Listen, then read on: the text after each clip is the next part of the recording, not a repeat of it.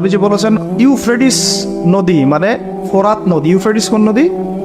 এই ফোরাত নদী অচিরেই তার ভূগর্ভস্থ সোনার পাহাড় বের করে দিবে।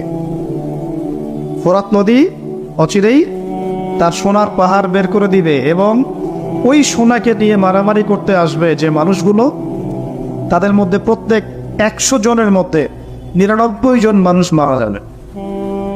আর একজন ব্যক্তি যে বেঁচে থাকবে সে ধারণা করবে আমি সেই ব্যক্তি যে সোনাটা পাবো।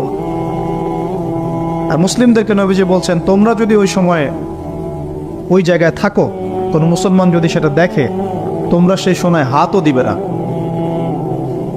আরেকটা হাদিস এসেছে যে অচিরেই রোমকরা, পশ্চিমারা আরবদের সাথে চুক্তি ভঙ্গ করবে এবং 80টা পতাকা নিয়ে তাদের বিরুদ্ধে যুদ্ধে নেমে যাবে। কয়টা পতাকা?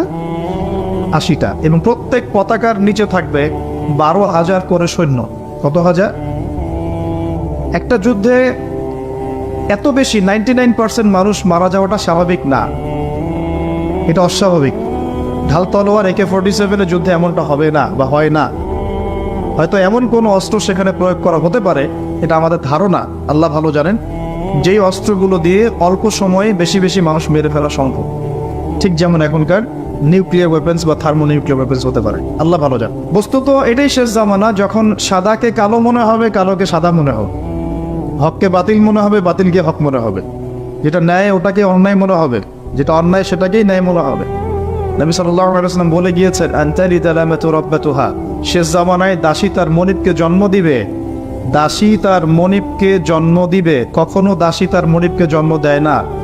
মানে ন্যায় অন্যায়, হক বাতিল, সত্য মিথ্যা, এগুলোর মানদণ্ড উল্টে যাবে। ন্যায় হবে অন্যায়, অন্যায় হবে ন্যায়, হক হবে বাতিল, বাতিল হবে হক। যেটা সত্য সেটাই মিথ্যা মনে হবে, যেটা মিথ্যা সেটাই সত্য মনে হবে, যেটা অন্ধকার সেটাকে আলো মনে হবে, যেটা আলো সেটাকে অন্ধকার মনে হবে।